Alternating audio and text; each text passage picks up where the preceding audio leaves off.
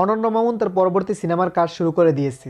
Hello friends, welcome back. আবার ফিরে আসলাম নতুন এক ব্রেন। আজ কথা বলবো চাপাবাজ অনন্য মামুন নাকি তার পরবর্তী সিনেমার কাজ শুরু করে দিয়েছে। আসলে অনন্য মামুন তার পরবর্তী সিনেমার কাজ শুরু করেছে কিনা, সেই মুভিতে কোন নায়ক থাকতে চলেছে তা জানতে হলে ভিডিও শেষ পর্যন্ত দেখতে হবে। অল্পটা দেখে চলে গেলে আপনারা জানতে পারবেন না যে তার পরবর্তী সিনেমায় কে থাকতে চলেছে। তো চলুন ভিডিওটি শুরু করা যাক। অর্ণব মুনি কিন্তু লাস্ট মুভি করেছিল দরদ মুভি, সেই মুভি কিন্তু সে বলতেছে ব্যাপক সাকসেস গেছে। এখন আমরা জানি না কতটুকু সাকসেস গেছে। আশা করি মুভিটা সুপার ডুপার হিট না হলেও কিন্তু মুভিটা হিট হয়ে গেছে, সেটা বোঝা যাচ্ছে। ওটিটি মোটিটি রাইট ম্যাট সব কিছু মিলে কিন্তু সেই মুভিটা হিট হয়ে গেছে, কারণ সেটা শাকিব খানের মুভি বলে কথা।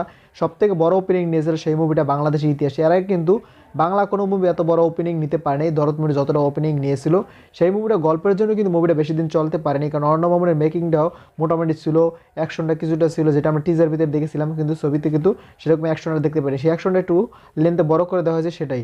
এছাড়া কিন্তু আর অন্য কোনো অ্যাকশন দেখতে পাইনি। সে বলেছে যে ভরপুর অ্যাকশন থাকবে, এটা থাকবে, ওটা থাকবে, কিন্তু আমরা কিছুই পাইনি। মুভি পেয়েছি, গল্প পেয়েছি, সেটা কিন্তু লিপস্টিক মুভির সাথে মিল যায় অনেকগুলো সিনগুলো।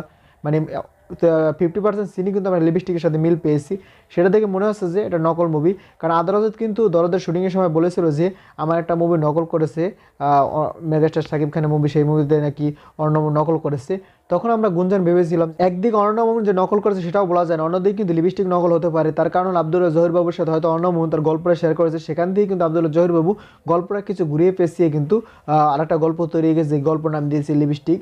সেটাও হতে পারে, কারণ অর্ণব মামুন কিন্তু দরদ অনেক আগে ঘোষণা দেওয়া হয়েছিল এবং অনেক আগে কিন্তু প্রিপারেশনের কাজও শুরু হয়ে গেছিলো। হয়তো রিলিজ দেরিতে হয়েছে, এমনকি শুটিং হয়তো ওটার সাথে সাথে কিন্তু শুটিং কিন্তু দরদের আগেই শুরু হয়েছিল, কিন্তু তারপরে কিন্তু লিপস্টিক শুটিং করে লিপস্টিক শেষ করে সেই লিপস্টিক কিন্তু মুক্তিও দিয়ে দিয়েছিল এবং লিপস্টিক মোটামুটি চলেছিল। কিন্তু দরদ কিন্তু ব্যাপক সাকসেস গেছে।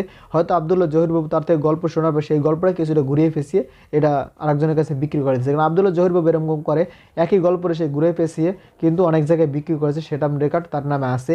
এটা হয়তো সেরকমই করেছে। কিন্তু অর্ণব তার পরবর্তী মুভি দানব আসতে চলেছে, সেটা কিন্তু ঘোষণা আপনারা অনেক দিন আগে পেয়ে গেছে। অর্ণব তার ফেসবুক পেজে কিন্তু দিয়েছিল দানবের ঘোষণা।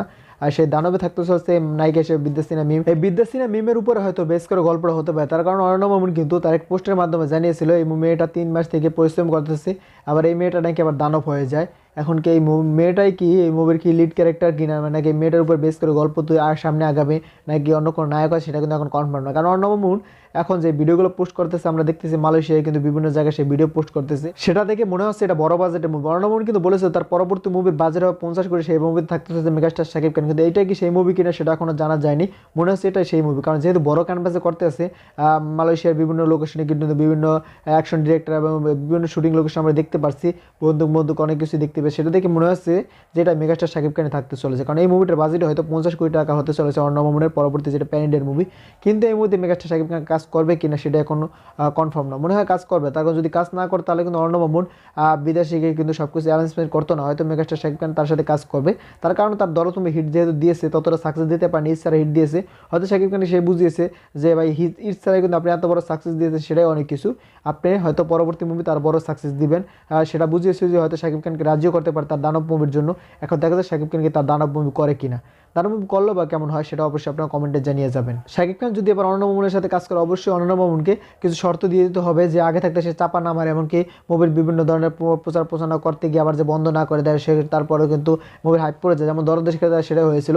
প্যান্ডের মুভিগুলো কিন্তু সবাই সেই মুভিটাকে মাথায় রেখেছিল, তারপর অর্ণব মামুন বিভিন্ন চাপাবাজি বিভিন্ন কারণে কিন্তু সেই মুভিটা মাটিতে পড়ে গেছিল, তার জন্য কিন্তু সেই মুভিটা ব্যাপক সাকসেস পায় নাই।